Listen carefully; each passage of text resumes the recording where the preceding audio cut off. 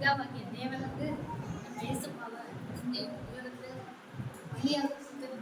நம்ம இந்த உலகத்துல அவர் ரட்சிப்பை பாதுகாப்பு கண்டுபிடிச்சிருக்கோம். ரட்சகராக நமக்கு அவர் உதவி செஞ்சுங்க. அந்த இயேசு கிறிஸ்து இந்த மனுஷனா இருக்கிற போது நிறைய பேர் நிறைய உதவிகள் செஞ்சிருக்காங்க. நம்ம அதை ஒரு மாடலா வச்சுட்டு நம்ம வாழ்க்கையை நம்ம சொல்ல போறேன். ஒரு 8 காரியங்கள் சமையலுக்கு சொல்லப்படுறேன். முதல்ல இயேசு கிறிஸ்து பிறக்கிறதுக்கு யார் முதல்ல உதவி பண்ணாங்க? இடம் கொடுத்தாங்க. அதான் சத்தகத்தில் முன்னணியில் இடம் கொடுத்தார் அவர்.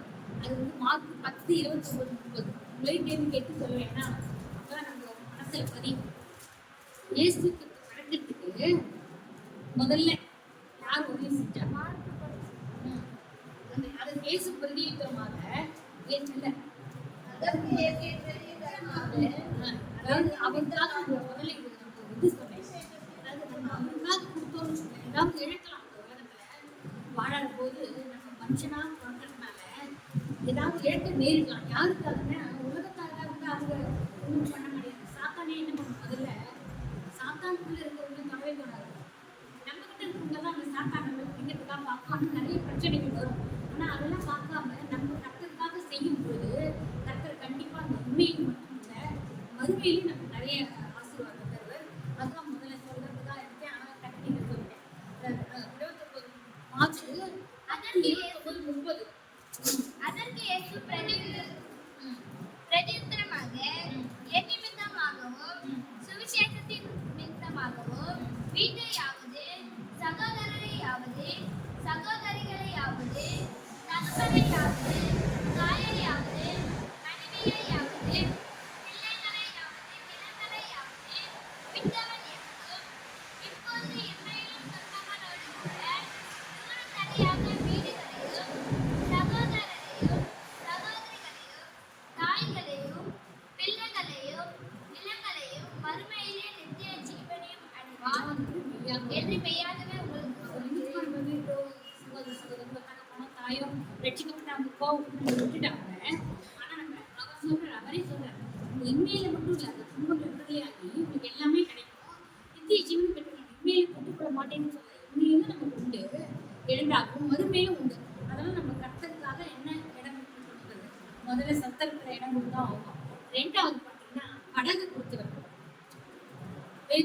இந்த இயேசு கிறிஸ்து வந்து தெரியும் பிறக்கிறதுக்காக லூக்கா 2:5-7 படிக்க வேண்டாம். அதுக்கு என்னன்னா அவர் அந்த பக்கத்துல முன்னாடி இடம் கொடுக்குறாரு. அவங்க போய் பிரசவத்துக்காக யோசிப்பு ஒய்ஃப் அழைச்சிட்டு போகும்போது எங்கேயுமே இடம் இல்லை. மரியாதைக்கு அந்த சத்திரத்துல முன்னாடி இடம் கொடுத்து அவரை பிறக்கிறதுக்கு ஏற்பாடு பண்றாரு. அதே மாதிரி ரெண்டாவது பார்த்தீங்கன்னா படகு கொடுக்குறது. லூக்கா 5:1 படிக்கிறோம். சுவிசேஷம் சீமான் பேதுரு கிட்ட அவர் போய் கேட்கறது படகு உடனே அவர் கொடுக்குறது.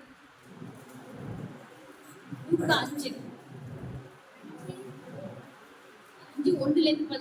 பின்பு அவர் கெனேசரேத்து கடல் அருகே நின்றபோது திரளான ஜனங்கள் தேவ வசனத்தை கேட்கும்படி அவரிடத்தில் நெருங்கினார்கள். அப்போது கடற்கரையிலே நின்ற 2 படகுகளை கண்டார். மீன் பிடிக்கிறவர்கள் அவைகளை விட்டிறங்கி வலைகளை அலசி கொண்டிருந்தார்கள். அப்போது அந்த படகுகளில் ஒன்றில் ஏறினார். அது சீமானுடையதா இருந்தது. அதை கரையிலிருந்து சற்றே தள்ளும்படி அவனை கேட்டுக்கொண்டு அந்த படவில் உட்கார்ந்து தங்களுக்கு போதகம் பண்ணினார். ஜனங்களுக்கு போதகம் பண்ணினார். அவர் போதகம் பண்ணி முடித்த பின்பு சீமானை நோக்கி ஆழத்திலே தள்ளி கொண்டு போய் மீன் பிடிக்கும்படி உங்கள் வலைகளை போடுங்கள் என்றார். அதற்கு சீமோன், ஐயரே, முழுவதும் நாங்கள் பிரயாசப்பட்டும் ஒன்றும் அகப்படவில்லை. ஆகிலும் உம்முடைய வார்த்தையின்படி வலையை போடுகிறேன் என்றார். அந்தபடி அவர்கள் செய்து தங்கள் வலை கிழிந்து போகத்தக்கதாக மிகுதியான மீன்களை பிடித்தார்கள். இது வந்து சீமான் பேதுரு வந்து படகு கொடுத்ததுனால இவ்வளவு மடங்கு நிறைய மடங்கான மீன்கள் கிடைச்சதுனால கர்த்தருக்காக நம்ம ஏதாவது ஒன்று செஞ்சோம்னா கண்டிப்பா கர்த்தர் சும்மா இருக்கிறார். அது தகுந்த மாதிரி மூலிகை ஏதாவது செஞ்சா கண்டிப்பா கர்த்தர் ஆசீர்வதிப்பார். சிகிச்சை சொல்றதுக்காக பேதுரு தன்னோட படகை கொடுத்தாங்க. இயேசு பெருக்கிறதுக்காக சத்திரத்துல அவர் முன்னாடியில இடம் சத்திரத்தை ஆரம்பிச்சா. மூணாவது ஸ்திரீகள் வந்து ஆசிரியெல்லாம் உண்டாங்க. அதே லூக்கால 8:1-3 படிக்கிறேன். எல்லாரும் அவரோட 12 சீஷத்துல போனாங்க. அங்கங்க பின்பு அவர் பட்டணங்கள் தோறும் கிராமங்கள் தோறும் பிரயாணம் பண்ணி தேவனுடைய ராஜ்யத்திற்குரிய நற்செய்தியை கூறி பிரசங்கித்து வந்தார். பின்னினவரும் பன்னிருவரும் அவருடனே கூட இருந்தார்கள். அவர் பொல்லாத ஆவிகளையும் வியாதிகளையும் நீக்கி குணமாக்கின சில ஸ்திரீகளும் 7 பிசாசுகள் நீக்கின மகதலேனாள் என்னப்பட்ட மரியாளும் ஏரோதின் காரியக்காரனான கூசாவின் மனைவியாகிய யோவானாலும் சூசனாலும் தங்கள் ஆசைகளால் அவருக்கு ஊழியம் செய்து கொண்டு வந்த மற்ற அநேக ஸ்திரீகளும் அவருடனே இருந்தார்கள். சகல அவரோட போற 12 சீஷர் போடலாத நிறைய லேடிஸும் போனாங்க. அந்த நிறைய ஸ்திரீகள்ல பணக்காரங்க இருந்தாங்க. அநேக ஸ்திரீகள் ஆஸ்தியினால அவர் ஊழியம் செய்து கொண்டு வந்தாங்க.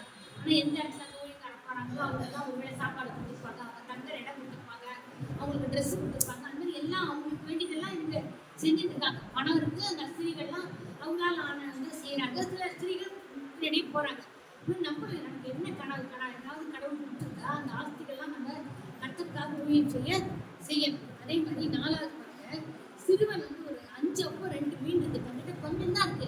ஆனா அது கேட்டவங்க கொடுத்தான் பாருங்க. அப்ப திரும்பி போட்டு நிறைய கூடைகள் திரும்ப எடுத்து போனாங்க. அந்த கொடுத்தத சும்மா இருக்க மாட்டேங்கிற ஒரு கட்டை. இந்த வசத்தை கேட்டவங்க எல்லாம் அங்க வந்திருக்காங்க. மலையில சாப்பிடுறது யாத்தையும் எதுவுமே இல்லை. எப்படி கொடுக்குறதுன்னு இந்த சீஷர்கள் அவரை போய் கேட்கறாங்க. அப்போ ஒருத்தவங்க ஒரு 5 அப்பமும் மீன் வச்சிருக்காங்க. யோவான் 6:8-9 படிங்க. இது என்ன பண்றது அப்படின்னு அவங்க யோசிக்கிறாங்க. யோவான் 6:8-9.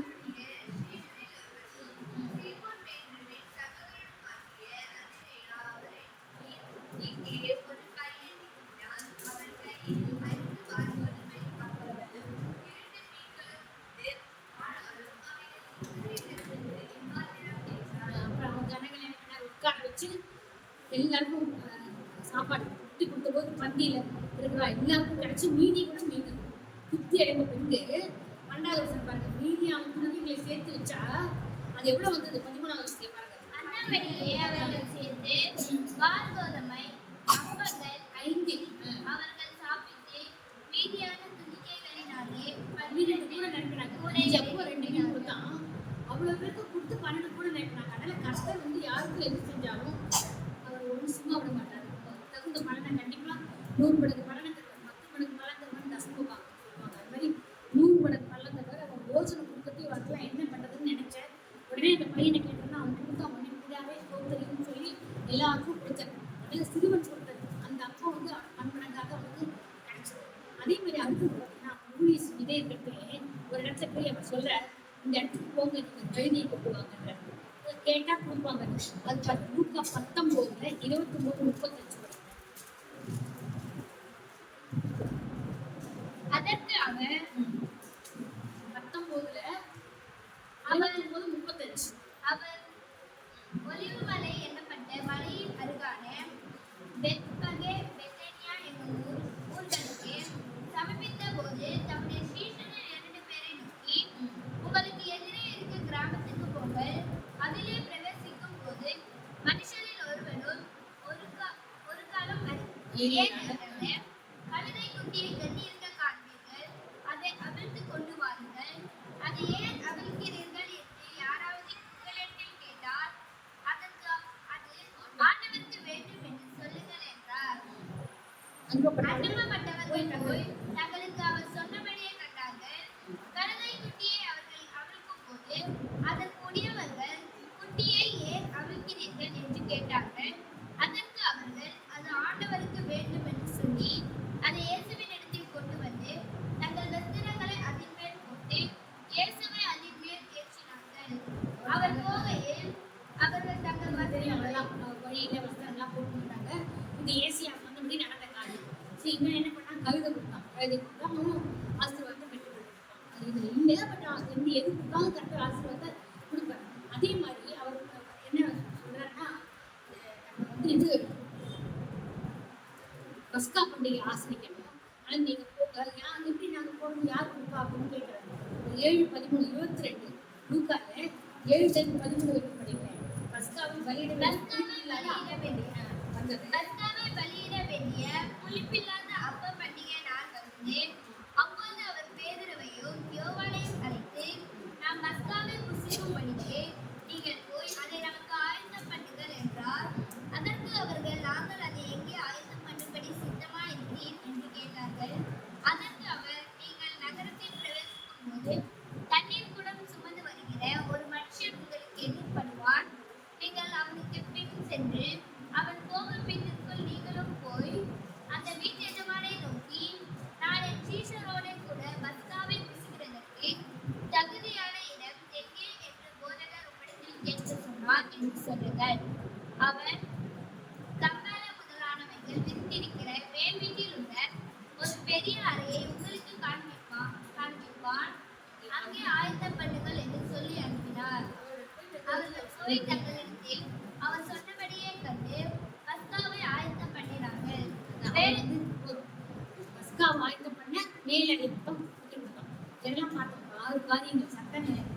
சட்டத்துல இடம் கொடுத்தான், படகு கொடுத்தான், ஸ்திரீகளுக்கு ஆஸ்தி கொடுத்தாங்க, சிம்மம் வந்து 5 கொடுத்தான், மொத்தம் கழுதி கொடுத்தான், மொத்தம் மேலடி கொடுத்தான், பஸ்கா பண்டிகை ஆஸ்தி கொடுத்தான். அதுக்கப்புறம் அந்த மாதிரி அவர் சிலுவையை அடிச்சு நடத்தே மொத்தம் சிலுவையை சுமந்து வந்தான் அவருக்காக கூடவே. அது லூக்கா 23:26 படிங்க.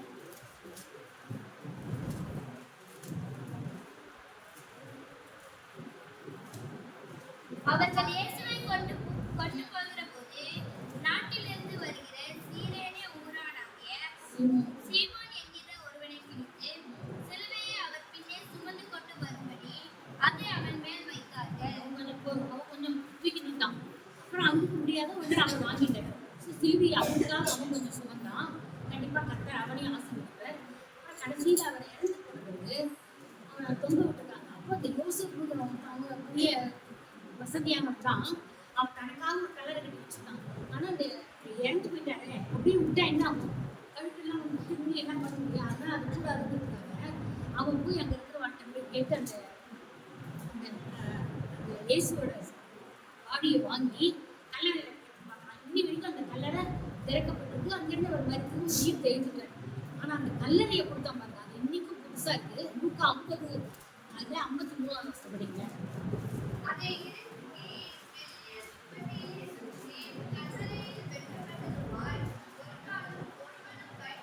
ஆமா, பண்ணினவன் யாருன்னா யோசேப்பு என்னும் பேர்பட்ட ஒரு ஆலோசனைக்காரன் இருந்தான். அவன் உத்தமனும் நீதிமானமா இருந்தான். அவன் யூதருடைய பட்டணம் ஒன்றாகிய அரிமத்தியாவிற்கு வந்தவன். தேவனுடைய ராஜ்யத்துக்கு காத்திருந்தவன். யூதருடைய ஆலோசனைக்கும் செய்திக்கும் சம்மதியாகமா இருந்தான். அவனுக்கு பிடிக்கல இந்த யூதர்கள் செய்யறதை. இவன் சிறுவையில் அறையப்பட்டதான் அவனுக்கு பிடிக்கல. அவன் பிலாத்துவிடத்தில் போய் இயேசுவின் சரீரத்தை கேட்டு அதை விரட்டி மெல்லிய துப்பட்டியிலே சுற்றி கண்களில் வெட்டப்பட்டதுமாய் ஒரு காலம் ஒருவனும் வைக்கப்படாதமாய் இருக்கிற ஒரு கல்லறையிலே வைத்தான். அந்த கல்லறையே அவன் தனக்காக ஒருவேளை கட்டி வச்சிருப்பான் பணக்காரன். இவர் இறந்த உடனே டக்குன்னு அந்த இடத்துல போய் அந்த கல்லறை வச்சான். இன்னி வரைக்கும் அது வேற ஒரு சரீரமும் வைக்கப்படல. அவர் மறித்து உயிர் தெரிந்தார். சரி, இப்ப நம்ம பார்க்கணும் எத்தனை பேர் எவ்வளவு காரியங்கள் நல்லது செஞ்சுட்டாங்க. திருப்பி எல்லாம் சொல்ல முடியுமா? எல்லாருக்கும் யாருக்காவது சொல்வியா? நீங்க ஆனா பரிசெல்லாம் ஒண்ணு கொடுக்கல. சரி, டைம் ஆயிடும். நானே திருப்பி சொல்றேன். முதல்ல அவர் கணக்கத்துக்கு சத்திரத்துல இடம் கொடுத்தாங்க. இதெல்லாம் நீங்க எப்பவுமே ஞாபகம் வச்சுக்கோங்க. யாராவது கேட்டா கூட நீங்க சொல்லலாம். இந்த மாதிரி எந்த கர்த்தர் எதெல்லாம் செஞ்சாரு இந்த உலகத்துல மனுஷனா பிறந்த போது நிறைய செஞ்சுட்டார். குணமாயிருக்க அதெல்லாம் தனி. அந்த இயேசுக்காக மக்கள் அப்ப கூட இருந்த மக்கள் என்ன செஞ்சாங்க? முதல்ல சர்க்கரையை பறக்கிறதுக்கு, 2வது பண்ண பேருந்து படகை கொடுத்தாங்க, 3வது ஸ்திரீகள் ஆஸ்தி கொடுத்தாங்க, 4வது சிறுவன் ஆக்கம் கொடுத்தாங்க, 5வது ஒரு கழுதியை கொடுத்தாங்க, 6வது மேலறையை காட்டினாங்க பஸ்கா பண்டிகையை ஆசரிக்கிறதுக்காக, 7வது சில சிறுவியை சுமந்தான், 8வது கல்லறையை கொடுத்தாங்க. சரி, இதெல்லாம் அவர் பண்றதுனால கண்டிப்பா நம்ம வந்து என்ன செஞ்சாலும் கர்த்தர் அதுக்கு தகுந்த பலன் நமக்கு தருவார். அது வந்து மத்தேயு 25:40 அப்படிங்கிற 25:40.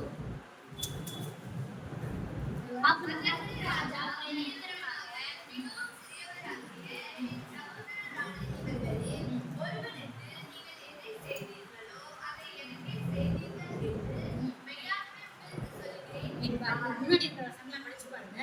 அப்ப அதுல வரும் வஸ்திரம் இல்லாம வஸ்திரம் கொடுத்தீங்க, சாப்பாடு பசியா இருந்தேன் எனக்கு கொடுத்தீங்க, அந்த மாதிரி எல்லாமே சொல்லுவாரு. நாங்களும் யாருக்கு செஞ்சோம் அப்படிங்கிறா, ஏழைக்கு இதெல்லாம் செஞ்சுருக்கீங்க, அதெல்லாம் வந்து பலன் வந்து நித்திய ஜீவன்ல உண்டு. இது எதுக்கு சொல்ல வரேன்னா, நம்ம என்ன பண்ணணும், நம்மளால முடிஞ்ச வரைக்கும் நம்ம என்ன செய்யறோமோ, என்ன கொடுக்குறோமோ, கர்த்தருக்காக கொடுக்கணும், ஆலயத்துக்காக கொடுங்க, எதையாவது ஊழியத்துக்காக செய்யணும். நம்ம உடலையோ சரீரத்தையோ நம்ம சாட்சியா வாழ்ந்து, நம்ம திருப்பணிகளுக்கு செய்யறது, ஊழியக்காரருக்கு செய்யறது, ஊழியர்களுக்கு செய்யறது, இது எல்லாம் வந்து நம்ம கர்த்தருக்காக தான் கொடுக்கணும். ஏசப்பா இப்ப இல்ல, உங்களோட இல்லைன்னு சொல்ல முடியாது, நம்மளோட கூட இருக்க.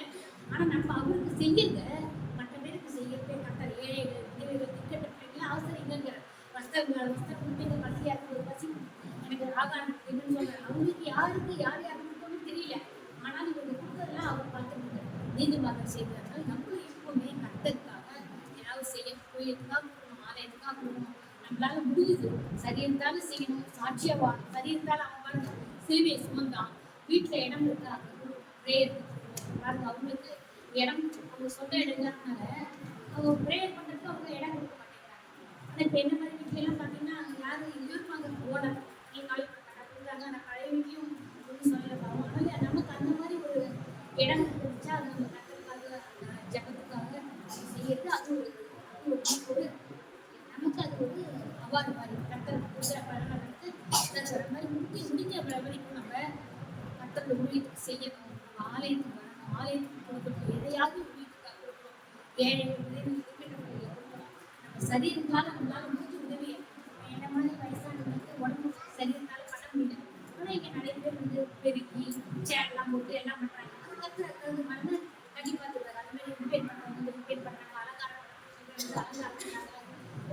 நடைசெல்விக்கு அவங்களுக்கு பைசா இருக்கு, ஒருத்தருக்கு ஒரு ஃபங்க்ஷன் போட்டு சாப்பாடு கொடுக்குறாங்க. அந்த மாதிரி இன்னும் அவங்களால ஒருத்தருக்கு யார் யார் என்னென்ன பண்ண முடியுமோ அதை நம்ம பண்ணி பண்ணலாம். கர்த்தர் கண்டிப்பா நம்மளை முன்னேற்ற முடியல, கண்டிப்பா மறுமையிலும் செய்வன், இன்மையிலும் சொல்லுவேன், இன்மையிலும் நம்மளை கஷ்டப்படுத்த மாட்டோம். நம்ம அதை பற்றி மரணம் கர்த்தர் தாமே இந்த ஆசீர்வதித்து பெற்றுக்கொண்டு நம்மளையும் மனவரை நீங்கள் பெற்றுக்கொண்ட உங்களையும் அர்த்தம் ஆசை 100 மடங்காக மரணம் வறுமையை